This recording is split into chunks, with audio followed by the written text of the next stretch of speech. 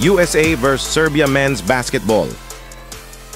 Pinangunahan nina LeBron James, Kevin Durant ang Team USA sa dominanteng panalo laban sa Serbia at Nikola Jokic. Naglaro sina James at Durant sa isang star-studded na game sa Paris Summer Olympics. Ang isa sa mga pinaka-inaasahang matchup ng Olympics ay hindi masyadong tumupad sa inaasahan nito.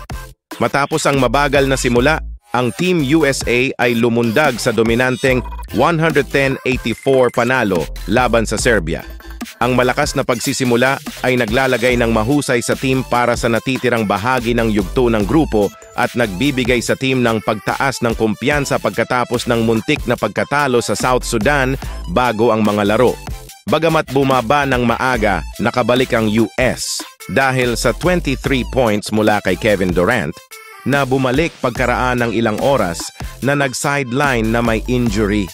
Naging perpektong 5-for-5 si Durant from beyond the arc at binago ang dynamic ng laro nang pumasok siya sa unang quarter, umiskor ng 21 points sa unang kalahati lamang.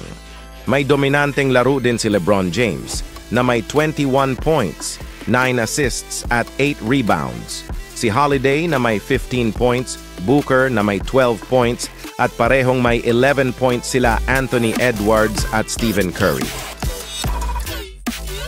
Nag-iwan pa ng 3 si Curry sa mga huling segundo upang maglagay ng tandang padamdam sa panalo ng US.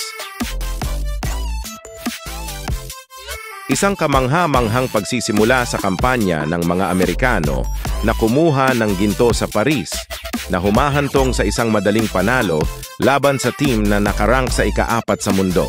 Congrats Team USA! Basketball today, basketball later!